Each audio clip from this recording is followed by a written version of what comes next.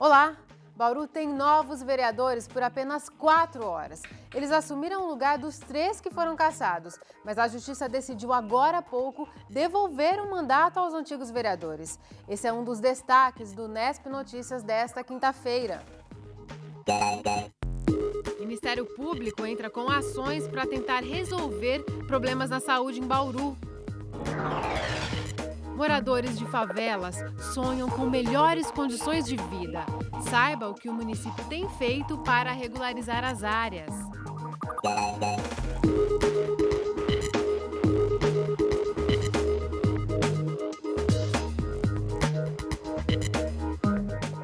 A gente começa o Nesp Notícias falando de política. A defesa dos vereadores Fernando Mantovani, Faria Neto e Fabiano Mariano informou há pouco que o Tribunal Regional Eleitoral aceitou hoje uma petição que devolve a eles os mandatos. A repórter Catiúcia Reis tem mais informações. Agora são pouco mais de 5 horas da tarde e o chefe do cartório eleitoral de Bauru, Munir Sayed, acaba de notificar a Câmara Municipal sobre decisão do Tribunal Regional Eleitoral de São Paulo que impede a posse dos suplentes dos vereadores cassados aqui de Bauru. De acordo com a decisão da Justiça, é necessário esperar uma decisão definitiva do Tribunal Superior Eleitoral que os vereadores que foram cassados na segunda instância no Tribunal de São Paulo agora precisam aguardar que a Justiça Eleitoral Superior dê seu parecer sobre a situação. Então agora os vereadores continuam no cargo até que o processo seja finalizado. Catiúcia Reis para o Nesp Notícias. A decisão foi uma reviravolta no caso, pois hoje mesmo os suplentes Miltinho Sardim, do PP, Artêmio Caetano, do PMDB e José Roberto Segala, do DEM, foram diplomados. Pela manhã, eles faziam até planos. 40. Miltinho Sardim, do PP, chegou ao cartório eleitoral no começo da tarde para retirar seu diploma. Ele, que se candidatou pela primeira vez ano passado, vai assumir a cadeira de Fabiano Mariano, do PDT. A cidade, ela já está num processo crescente. Bauru, dependendo de administração, se tiver uma administração melhor, ela vai com mais força, na verdade. Agora, eu acho que faltam algumas coisas que a gente pode agregar. Artêmio Caetano Filho, do PMDB, também foi retirar o diploma. Ele, que já se candidatou 6 vezes e nunca foi eleito, vai assumir a vaga de Faria Neto, do PMDB. Você tem que trabalhar todos os segmentos, todas as carências do município, e esse é um outro objetivo que nós temos que rapidamente cumprir, que é o de nos inteirarmos de todos esses problemas, de todas as nuances da Câmara, do regimento interno, para poder trabalhar com bastante capacidade, para poder ajudar mais a nossa comunidade. Além de Miltinho e Artêmio, o suplente José Roberto Segala, do Democratas, também vai assumir uma das cadeiras na Câmara. Segala, que era vereador até o ano passado, mas não foi reeleito, vai ocupar a vaga de Fernando Mantovani, do PMDB. Mas como informamos há pouco, não vai ser dessa vez que eles vão assumir o mandato. Os 3 vereadores cassados conseguiram agora à tarde reaver os mandatos. E um outro assunto em destaque hoje na cidade é, de novo, a saúde. E é sobre isso que a gente fala no próximo bloco. Até já!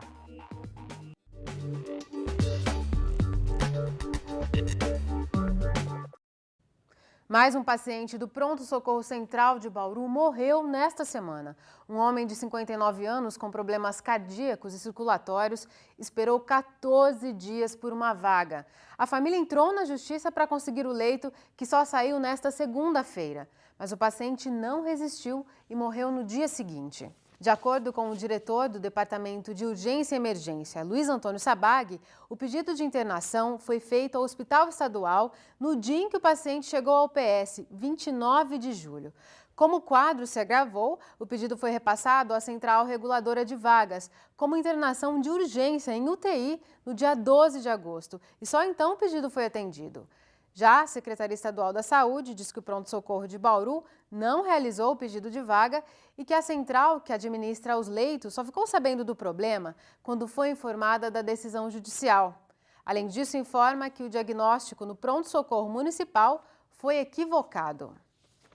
E a Polícia Civil abriu um inquérito para investigar as 581 mortes ocorridas no Pronto-Socorro Central de Bauru desde 2009. Segundo o Ministério Público Federal, todas essas pessoas teriam morrido à espera de vagas em hospitais. O repórter Tárcio De Lucas conversou com o delegado Marcos Mourão, que afirmou que esse inquérito é o maior da delegacia.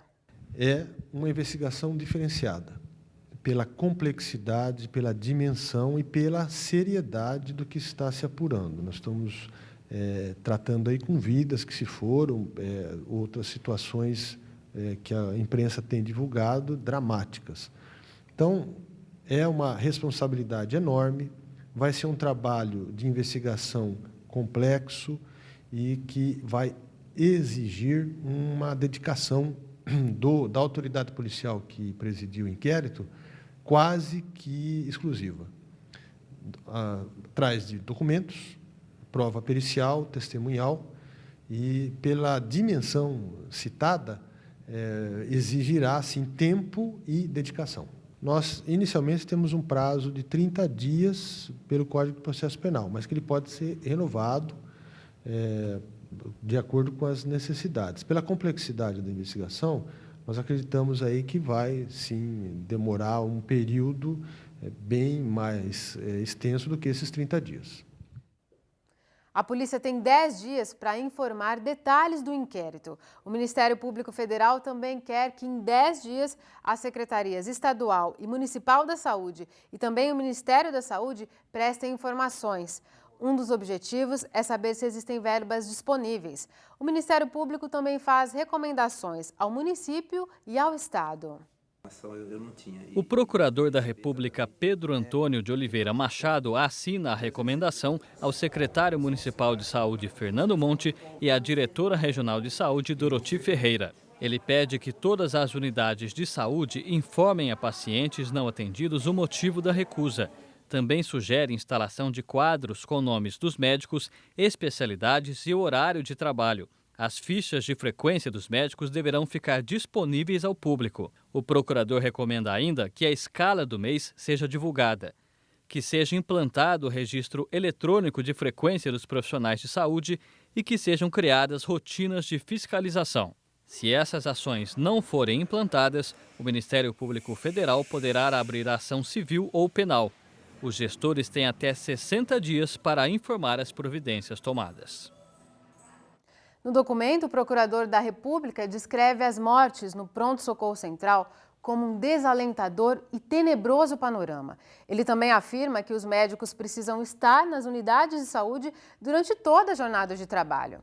Em relação à Secretaria Municipal de Saúde, Fernando Monte afirma que ainda não foi notificado formalmente. Segundo ele, é preciso avaliar a viabilidade de colocar essas recomendações em prática.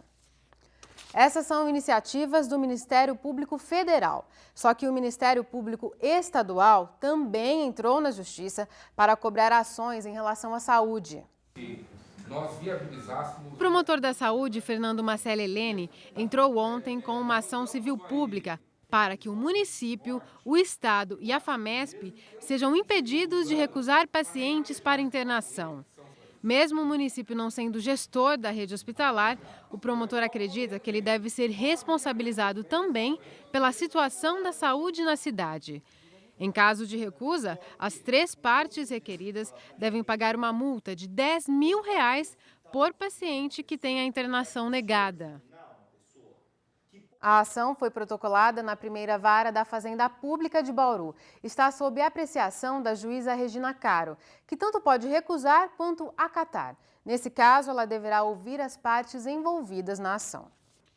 E a solução trazida pela Prefeitura para os problemas na área da saúde é o aluguel de 26 leitos em hospitais privados. De acordo com o Rodrigo Agostinho, a Prefeitura deve entrar com uma ação na Justiça Federal entre hoje e amanhã, solicitando que 20% da verba destinada para o governo do Estado seja revertida para a cidade, para custear os leitos privados. O prefeito disse que o aluguel desses leitos deve ser feito nos casos mais graves e só quando não houver vagas disponíveis nos hospitais públicos. Já a Secretaria de Estado da Saúde afirma que continua com a recomendação para que as cidades da região evitem encaminhar pacientes para os hospitais de Bauru. Agora a gente muda de assunto e fala sobre o clima. O tempo gelado judiou das pessoas hoje de manhã. A temperatura foi de apenas 4 graus perto das 7 horas. Amanhã deve subir um pouco, mas ainda faz bastante frio. Veja os detalhes no mapa. O tempo voltou a ficar firme na tarde desta quinta-feira em todo o estado de São Paulo. Não há previsão de chuvas para amanhã, com exceção do litoral, onde pode haver chuva fraca. Em Bauru, não deve voltar a chover nos próximos dias. A temperatura só começa a subir no fim de semana. A umidade do ar agora é de 49%. Temos ventos de brisa a 20 km por hora. A temperatura mais alta hoje foi de apenas 17 graus. E amanhã não deve passar dos 24 aqui em Bauru, em Agudos e em Piratininga. Foi confirmado hoje mais um caso de leishmaniose em Bauru. Um homem de 54 anos, morador do Parque Santa Cândida, é o 14º caso da doença apenas neste ano. Uma pessoa morreu em 2013. E também foi confirmado hoje um caso da gripe H1N1. É uma mulher de 47 anos. Esse é o 22º caso em 2013.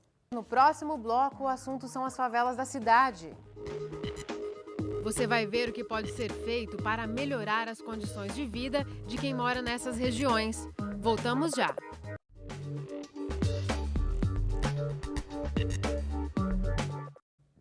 A Secretaria do Bem-Estar Social começou neste mês um censo para quantificar os moradores de favelas em Bauru.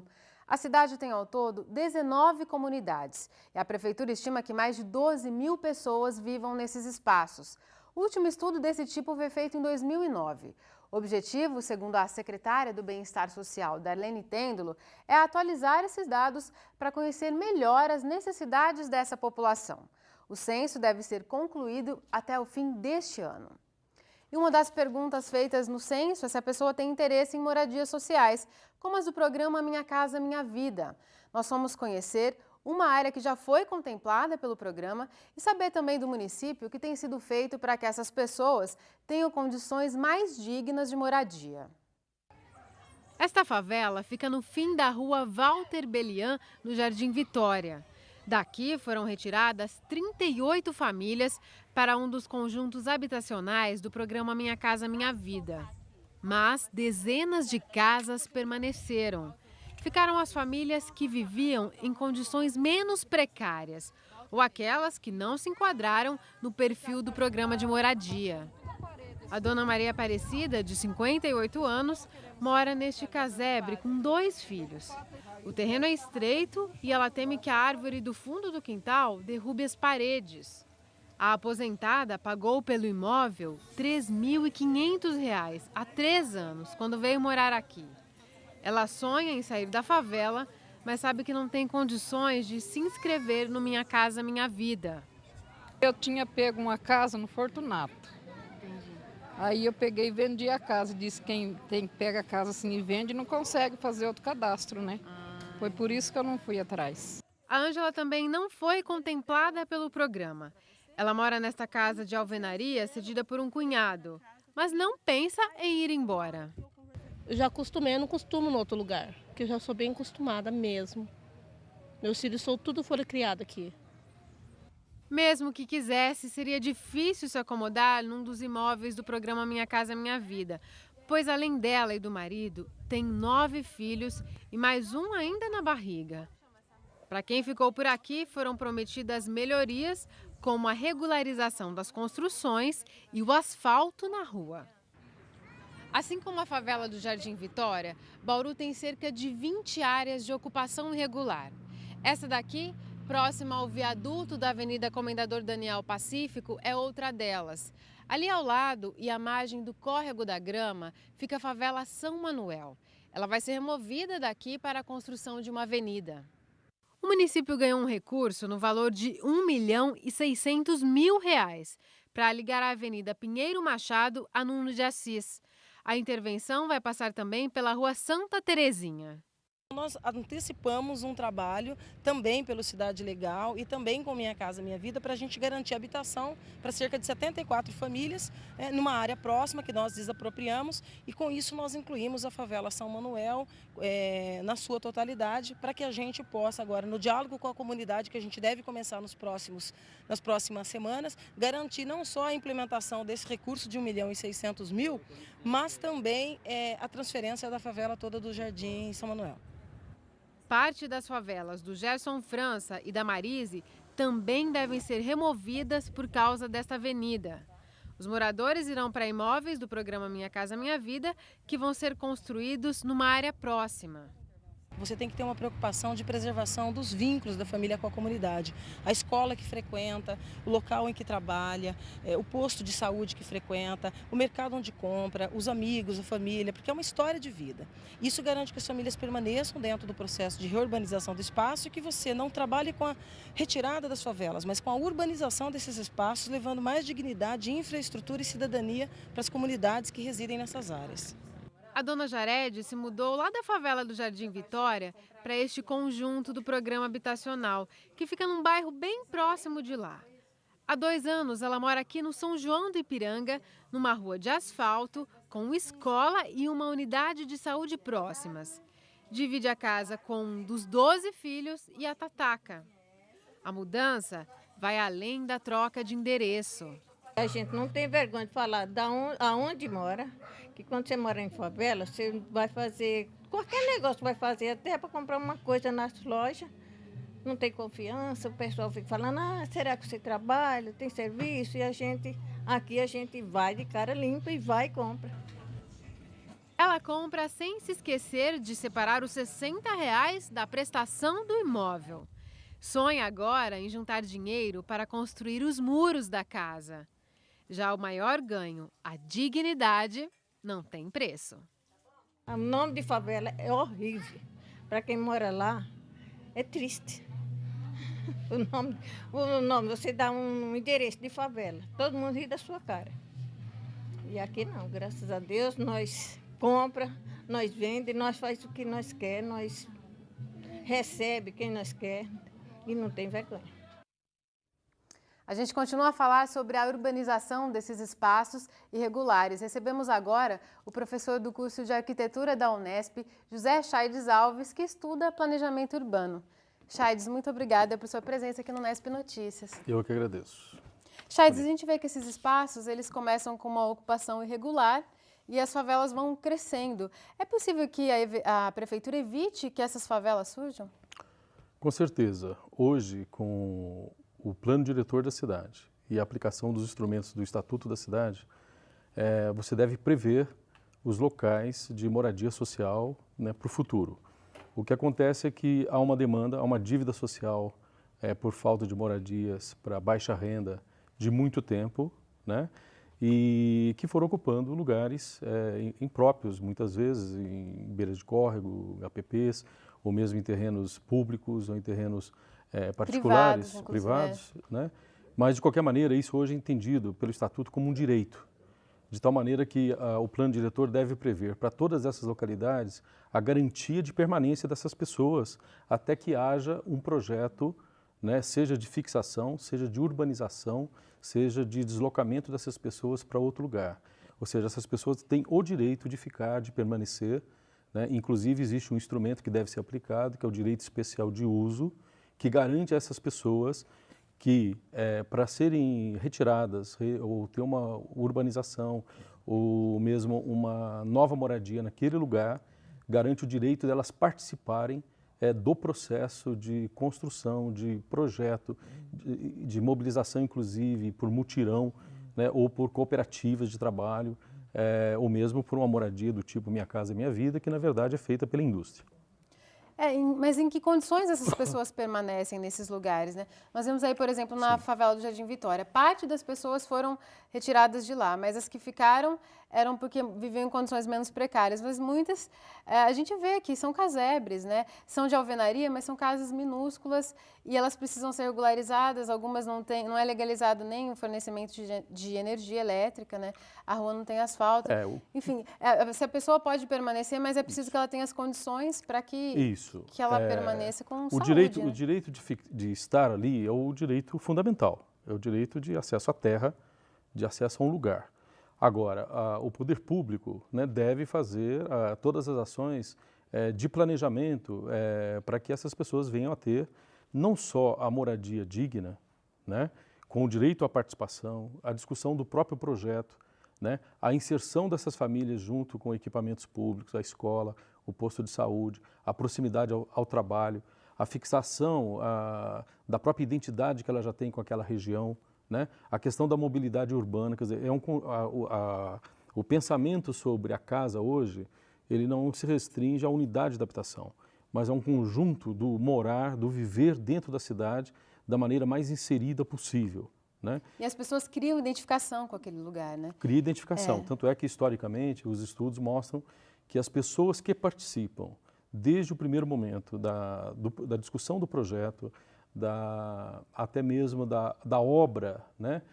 Da realização dessa obra e depois os projetos sociais que podem estar em torno disso e que deve ser pensado também, essas pessoas adquirem um vínculo muito maior e normalmente não vendem a casa, normalmente fixam naquele lugar. Aqui mesmo em Bauru nós fizemos um estudo que mostra que os mutirões ao longo dos vários governos que foram feitos são os locais que mais as pessoas se fixam e gostam do lugar, criam um vínculo, laços afetivos com os vizinhos, com a própria casa, com a própria história da construção desses lugares. Mas em alguns casos, Chaydes, é inevitável que essas pessoas sejam retiradas? Por exemplo, a favela São Manuel, ela está na beira de um córrego, uma área de preservação ambiental, ela não poderia estar lá, né? Sim. E como negociar essa saída de lá?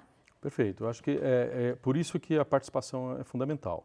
O que não pode mais, o que não se aceita mais é a retirada dessas pessoas sem um diálogo, né?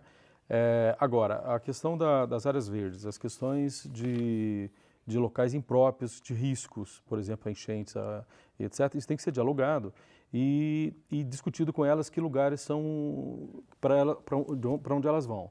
O que eu entendo é que Bauru, e a gente percebe que apesar de todo esse programa Minha Casa Minha Vida, né, que tem sido colocado como um número muito alto, como nunca aqui em Bauru também, mas na verdade não tá resolvendo o problema fundamental da moradia de baixa renda. Não consegue atender toda a demanda, não está atendendo, né? mas isso eu acho que existe um problema de planejamento, um problema de priorização do programa, né, para solucionar esses casos.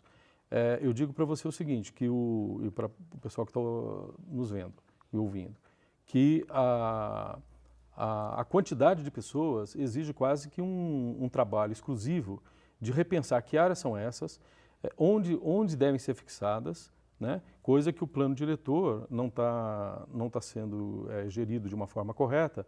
Nós não temos hoje sequer o conselho da cidade para estar orientando melhor isso. Quem está definindo esses locais de moradia não é nem o poder público, são as empresas privadas que estão adquirindo terras por compra e venda. A prefeitura está desapropriando, como foi dito, quando na verdade existem outros mecanismos de conquistas de terras mais baratas que poderiam inclusive repercutir no valor menor das prestações. E levando em consideração essas necessidades das pessoas, de não irem para lugares distantes de onde elas estão. Exatamente. Na verdade, isso é um diálogo que tem que ser feito, porque às vezes as pessoas também estão em determinados lugares porque não existiam outras possibilidades. Mas há que se pensar, por exemplo, os vazios urbanos da cidade, mas nas áreas centrais, o próprio centro da cidade que poderia absorver em grande parte uma série de programas, né? E isso também não está sendo operado na cidade. Então, a questão da moradia não é só destinar casa, mas é inserir melhor essas pessoas. Pode ser que essas pessoas, entendendo que, por exemplo, no centro da cidade, em alguns vazios em regiões mais nobres da cidade, pudessem entender que ali vivessem melhor. Certo, Chaydes, muito obrigada por suas contribuições. Eu que agradeço, mais uma vez, disponham. O Nesp Notícias fica por aqui. Amanhã às 5h30 da tarde a gente volta. Tchau!